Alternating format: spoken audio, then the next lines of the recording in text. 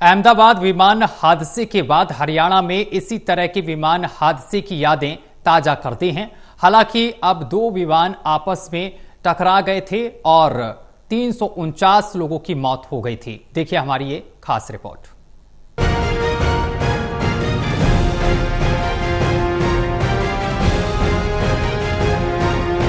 अहमदाबाद हादसे के बाद हरियाणा में हुए विमान हादसा याद कर लोग सिहर उठे। दादरी में करीब 29 साल पहले 12 नवंबर 1996 को दो विमान हवा में टकराने से हुए हादसे में सभी 349 यात्रियों व विमान स्टाफ सदस्यों की मौत हो गई थी।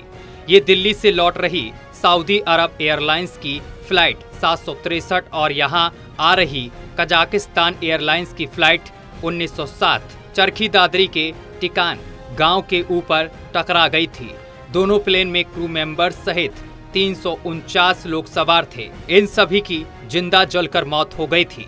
मुस्लिम इंतजामिया कमेटी के प्रधान एवं सेना के रिटायर्ड कैप्टन मोहम्मद शरीफ ने बताया कि सऊदी अरब और कजाकिस्तान के विमान हवा में टकराने के कारण 349 लोगों की मौत हो गई थी।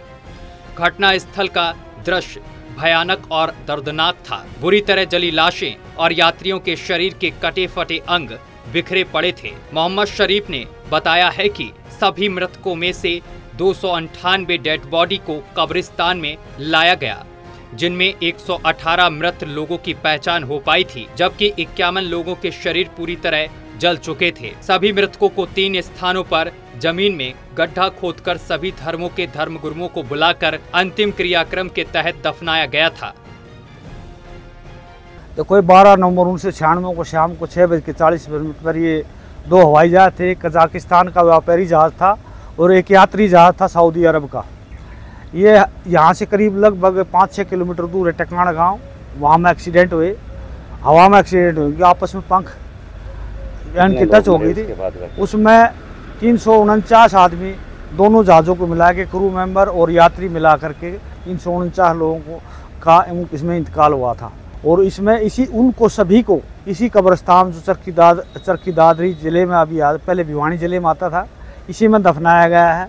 और उनको सही हिंदू रीति रिवाज और मुस्लिम रीति रिवाज के मुताबिक सब धर्म गुरुओं में आकर उनकी सहमति के मुताबिक इनको दफनाया गया है।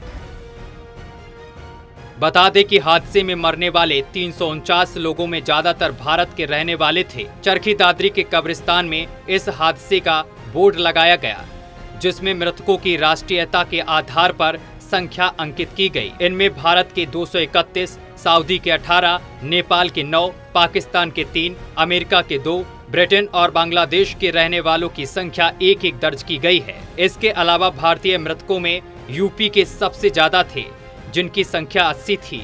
इसके बाद बिहार के 48, राजस्थान के 46, दिल्ली के 15, केरल के 13, जम्मू कश्मीर के 9, पंजाब के 7, आंध्र प्रदेश के 3, महाराष्ट्र के 3, हरियाणा, असम और मध्य प्रदेश के 2-2 लोग शामिल थे। यहाँ देखो, जो जितने देशों से गुजरे हैं ये जो लोग, इनके परिवारजन पीछे जो रह गए, इनके लिए दुआ करने के लिए साल में 2 साल में आते रहते हैं। अपने देश के भी आते हैं, पाकिस्तान से भी, अमेरिका से भी, इंग्लैंड से भी, सब जगह से साल 2 साल में आते रहते हैं। और अपने जो इस दुनिया से जा चुके, गुजर चुके हवाई एक्सीडेंट में, उनके लिए दुआ करने के लिए आते हैं। रिटायर्ड कैप्टन मोहम्मद शरीफ ने बताया है कि मरने वालों में अधिकतर भारतीय थे। इसके अलावा दूसरे देशों से भी लोग सवार थे, जिनके परिजन बीच बीच में कब्रिस्तान आते रहे हैं।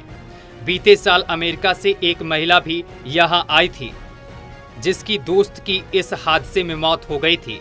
12 नवंबर को हादसे की बरसी पर कार्यक्रम करने का विचार है। सरकार की अनुमति लेकर वे कार्यक्रम करेंगे और कब्रिस्तान की सुध लेने की मांग भी रखेंगे। कैप्टन खालिद जो इसके सऊदी अरब के पायलट थे, उनके नाम से एक हॉस्पिटल खोला था चरखी दादरी के अंदर। कम से कम 10-15 साल चला, बहुत अच्छा काम चला, गरीबों का बहुत मदद आई, फ्री इलाज थे, सभी ऑपरेशन थे, ऑपरेशन फ्री होते थे। लेकिन कुछ कारणों की वजह से, लोगों को तंग करने की वजह से, ज़्यादा प्राइवेट हॉस्पिटलों ने उसको तंग किया, बोला भाग जा नहीं तो मारेंगे। वो किसी कारण बंद हो गया।